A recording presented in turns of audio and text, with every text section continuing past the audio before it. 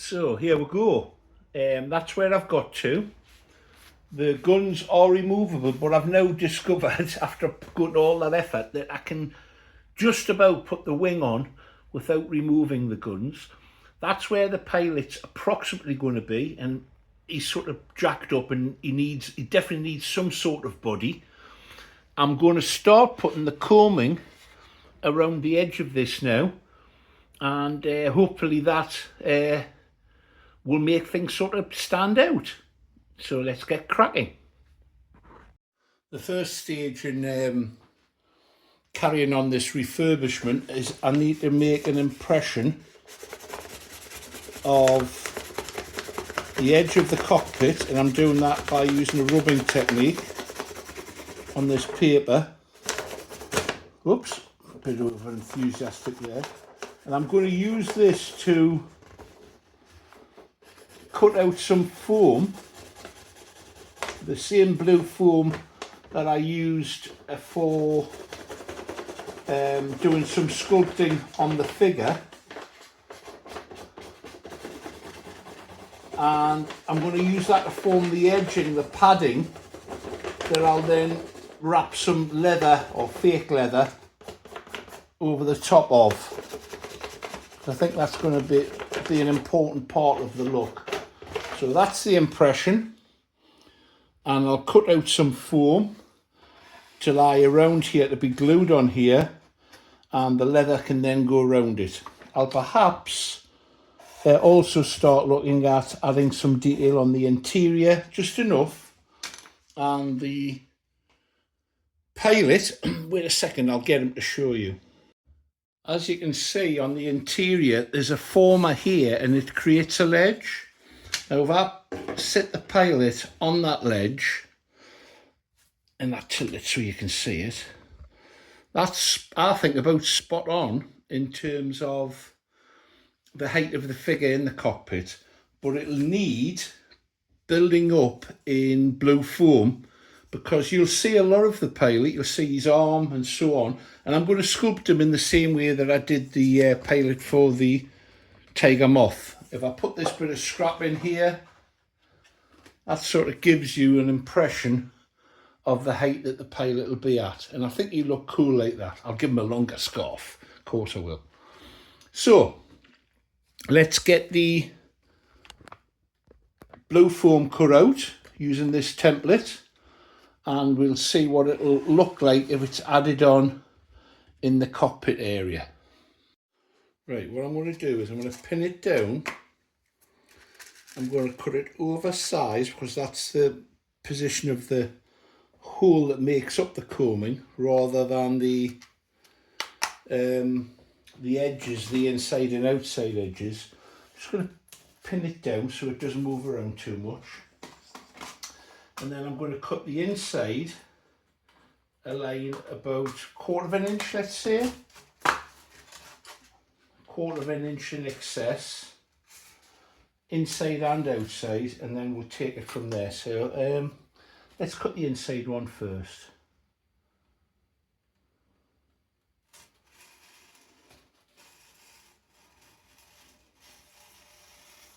I'm not worried about cutting it all the way through at this stage. Just want to make sure that I'm on the right track in terms of positioning.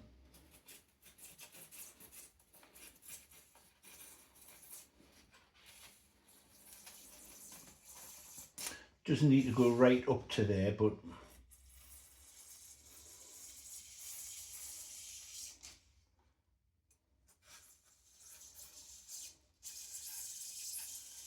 I mean, the theory is I'm going to be able to shape this. We'll quickly find out whether it'll work. I had a message from a chap, Australian chap, who I think he's working in Dubai actually, and he's been battling with doing some covering using the technique I've described a few times now, using dress lining. And he thinks he's on the right track now after a number of big failures, you know, covering whole areas and finding it didn't work. And he's told me that he thinks he's cracked it now.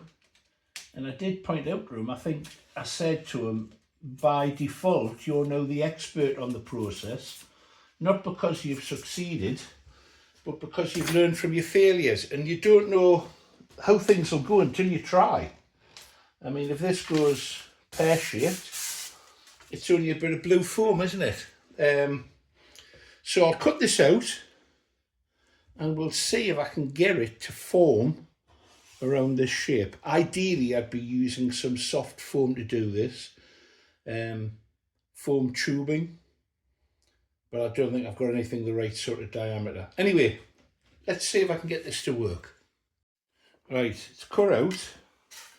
What I'm going to do is cut a ledge all the way around so that it hangs inside the coaming.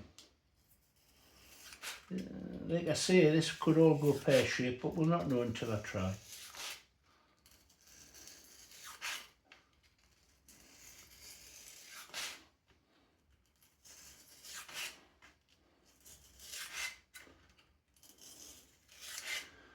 So I've cut a sort of depth, I think. And then I'm going to cut round. I think I might be due a change of blade here. It's amazing how quick the blade goes blunt even when you think you're cutting something that shouldn't blunt it.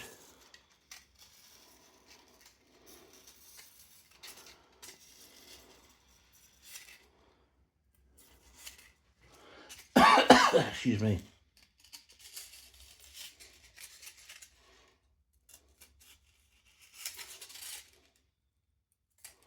And of course I'll sand this to shape, ready for the fake leather, which I think I can order to go over the top. I don't know, that's the theory anyway. Come on, that's it, starting to come out. There we go.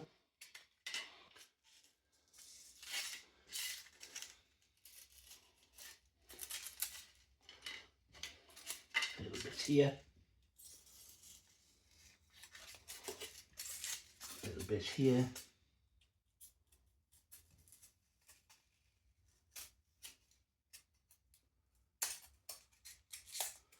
Right, so I've cut that lip out and hopefully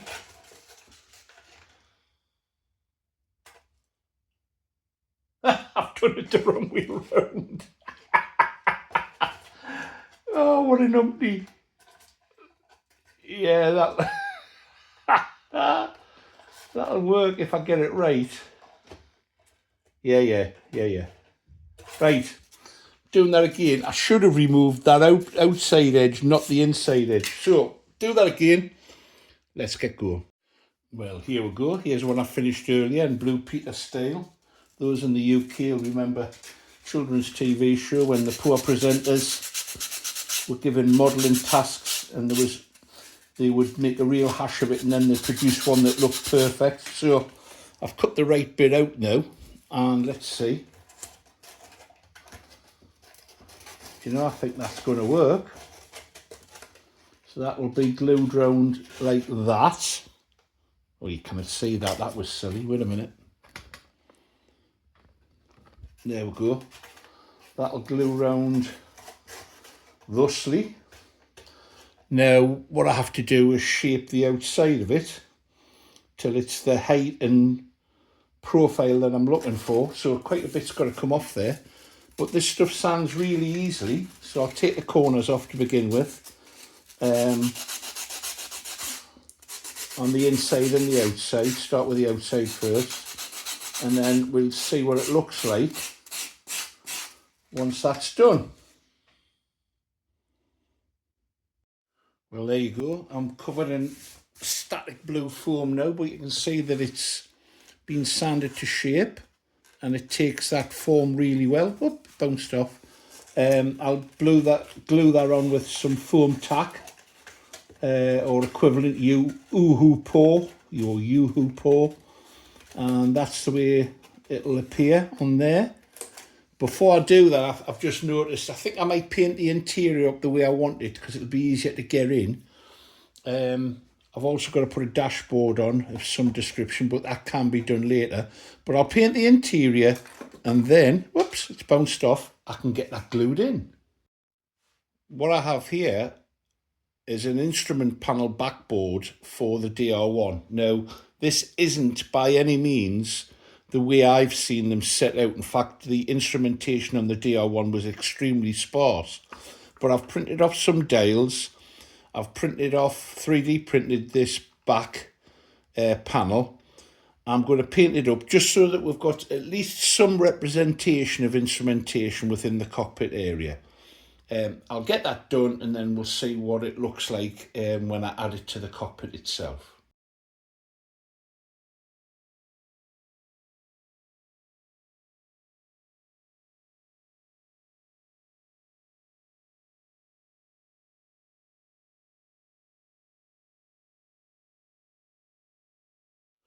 All I'm doing here is building up the patina of the wood or the graining, and I'm trying to keep it all in one direction by blending together more than one colour at a time. In this case, I'm actually looking for the streaks to show up, not the opposite of what you would normally do on a paint finish, because that will represent the grains of the wood. It'll take a couple of layers to achieve that, but we'll crack on and then see what it looks like once it's all finished. So there you go, after a little bit of painting, that's where I'm at, ready for the dials to be cut out.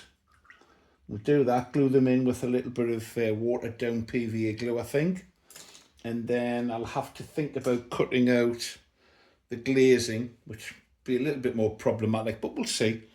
Let's crack on.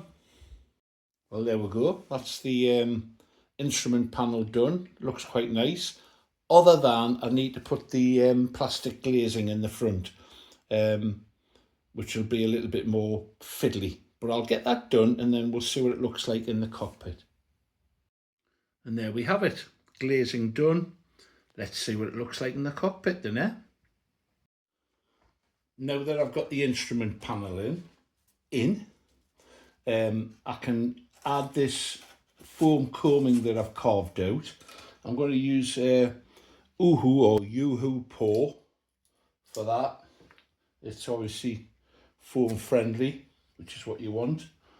I'm going to put some glue on the inside. And it's essentially a contact adhesive, so I'm going to apply it onto here and also onto the actual surface. Just bear with me while I get the glue to come out. Now, I'm not going to finish this today or on this video because I'm awaiting some fake leather from, you know, the well-known online warehouse. I have actually in the past not bothered, and I've finished this this effect just with the foam. I'll tell you how I did it in a moment if you do want to go down the route of actually covering it in leather, but I've never done the leather covering before, so obviously me being me, I want to try it. Struggling with this to get it out, so if I put some around here,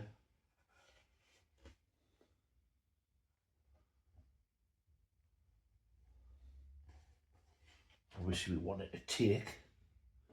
Yes, as I was saying, so for some models in the past, some that are a little bit smaller scale than this, what I have done is I've sanded down the blue foam, and you can get quite a good finish on it actually, and then I've filled it with the lightweight filler, just this stuff, lightweight filler, And if you then paint it in a combination of browns and so on, and add some inks to weather it, you can get it to look quite effective as leather.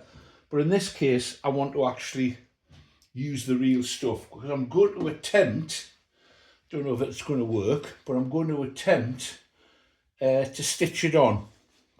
We'll see, we'll see. I'm saying attempt, I'm looking at the bulkhead in the back here, and I think this might get in the way, but we'll see. I certainly want to cover it in leather. So let's see how this looks now.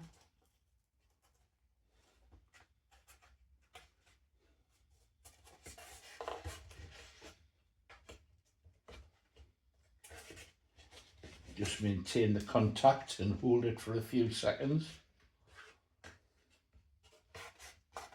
Straight away that looks better to me.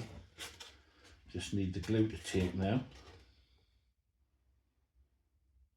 And then we'll set the height of the pilot, which is going to be a little bit higher than I first thought. I think it looks better. And to do that, I'm going to put the wings on, and you can see he's got to be able to see through the guns and between the guns. There's no point in having them so short he can't see through. That would just look silly. So I'll just hold this while it sets, and then we'll come back once that's set, okay? Well, there you go. Hands and body out the way, it's now glued on. As I've said, if you actually fill this with some fine filler, such as that lightweight filler, and give it a rub down, it actually, once it's painted, it looks like worn leather. So you can actually get away with that. But as I say, I want to try real leather, and we'll see how that goes. So the pilot, I'll put him in place. I think that looks perfect height-wise. Let's have a look at it with the wing on. Well, there you go. I'm going to draw this video towards a close now, because I'm a little bit stuck waiting for material to arrive. However, I hope you agree that the look as it is now is a vast improvement on what we had before. If you've liked the video and you've enjoyed it, please give it a thumbs up. If you haven't subscribed yet, why not do so? But whatever you do, please get out flying, and if you can't get flying, let's be creative.